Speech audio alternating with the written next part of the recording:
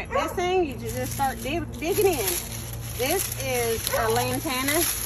They have a pretty good success rate in coming back here. I don't know what zone you're in, but if you're not in, I would say zone 6, you might want to go ahead and treat them like an annual and plant them back every year. So, but here they come back pretty good. So you're just going to cut all this dead ratty stuff off.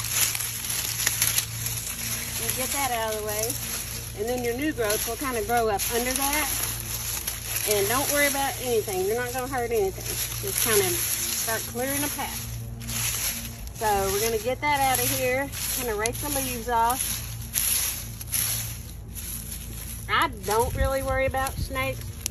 Sometimes when I dig around places, I might hold my breath to 3 and then just dig in. And most snakes will just crawl away from you. They're as worried about you as you are them. So, I mean, if you're worried about them, you might want to keep your leaves and stuff kind of cleaned up because that's kind of what they hide under. So we're just going to keep pulling all this out and clearing it out. And we'll use our rake to clean it up a little bit better. Missed a spot. Oh, and here we have a little Peppa Pig. You can tell my grandkids have been out here playing. He's optional.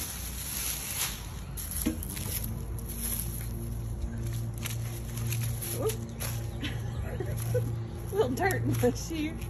You can wear tennis shoes, but I don't like my feet hot. So here's a rosemary.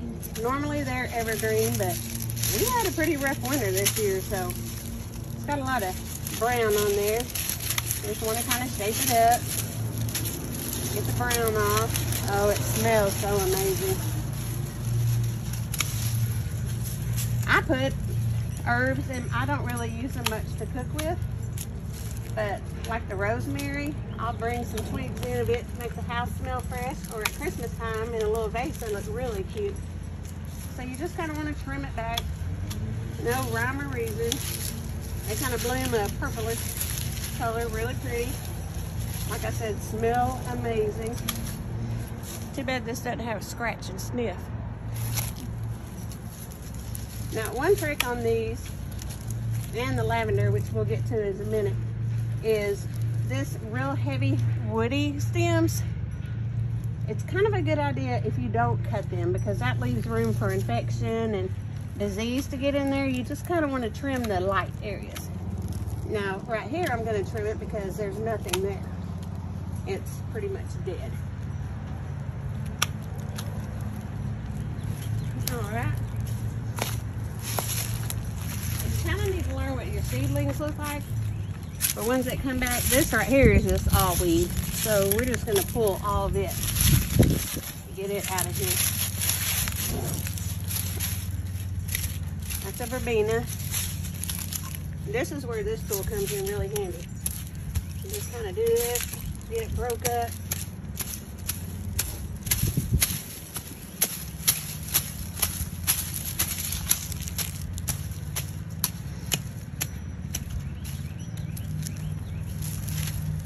You need to kind of pull them out of there.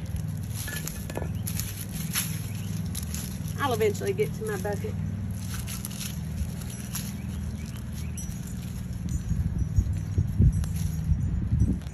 Bermuda grass. When my girls were little, Bermuda grass was what they pulled for discipline. And they're all grown now, but they still swear that Bermuda grass is a cuss word. So if they did something no good, they didn't really get spankings. They got to go weed the flower beds of Bermuda grass. All right, we're just moving along right here. Now, I have just a few little random pansies in here, just to give it little pops of color. We'll leave them. Here they start dying back and turning to seed in about May, but that gives you good filler until May. Now this right here is a lamb's ear. It's evergreen, it's drought tolerant, it doesn't like wet feet, so don't plant it anywhere that's like wet and soggy. But it is by far one of my most favorite pollinators. At first it gets little purple blooms, and I'll show you a picture of them later.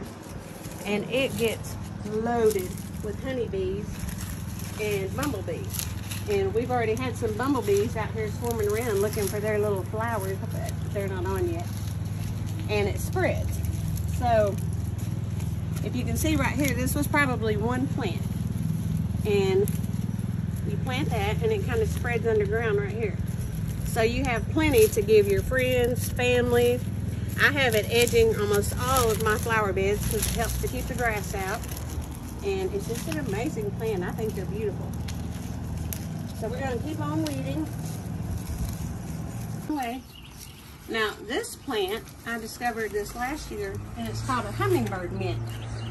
See right here? So, you know me, I'm all about the nectar and pollen.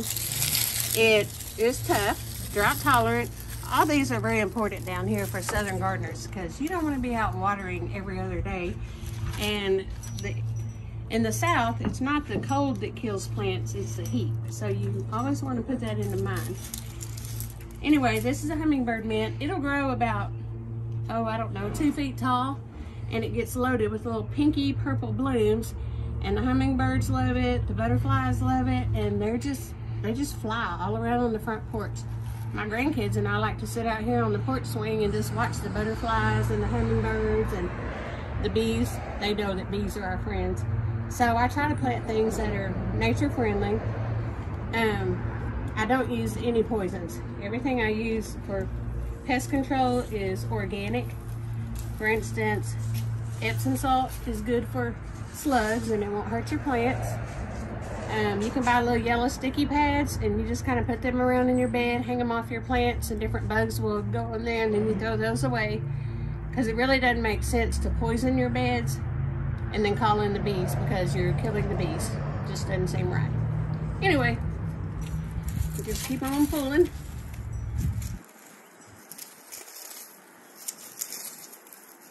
And you'll see some random plants in here like strawberry, strawberry, strawberry, strawberry. That's just because I always incorporate good compost into my flower beds. So when my grandkids pick out plants they want, I just add them into the flower beds. There's no sense in making a whole nother section for them. We do have a vegetable garden out back, and it's a little bit early right now to be planting it. So whenever it gets time to plant it, then I'll make a video and share some of those details with you. But right now we're just doing our early spring cleanup. Getting all ready and cleaned up. All right, we've about got everything, all the weeds pulled out. We're gonna cut back the lavender. Now if you remember, on the same rule as what I said on the rosemary, is you don't want to get down in that wood. If you get down in that wood, you're gonna leave an open wound. So you're just gonna try to shape it up a little bit, get some of the dead winter kill off of it, and just make it look better. And it'll just come on out. You can cut it back a little bit harder than that, but this is a little bit older one and I want to get in that wood. If it's a newly planted one, you can cut it back pretty much to the ground, but this one's a couple of years old. And we've got most all the weeds out and all that. So now, we're just gonna take our little shrub rake because it can go around the plants and just kind of smooth it off a little bit. Get it. So I got this random Angelonia tulip. I don't remember where that came from. I have one. Anyway, we'll leave it. So you're just gonna get the debris, smooth out any holes and stuff. This rake is stiff enough that you can kind of knock stuff around. If you miss a little weed, you can kind of catch it. I'm just gonna rake it up here so I can clean it all out. When the ground's a little bit tacky, just kind of smooth it around. Anyway, those leaves out there. Clean the leaves out before you mulch, because if you try to mulch over leaves, the leaves pop back up and it just looks ugly. So it's best, I know not every little bit and piece, but if you can get the majority out, it'll make your beds look so much cleaner. It's kind of like icing a cake and the crumbs of the cake come up through your icing. It's just not the effect you really want. Little verbena trying to get away there.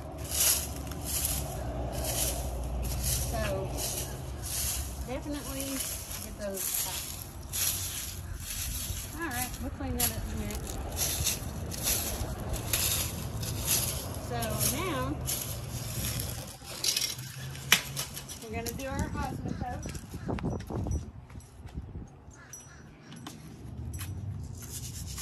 Just sprinkle it around in there. It'll feed the plants, plus feed the new ones that we're going to put in. Help give them a good head start. Keep them going all summer long.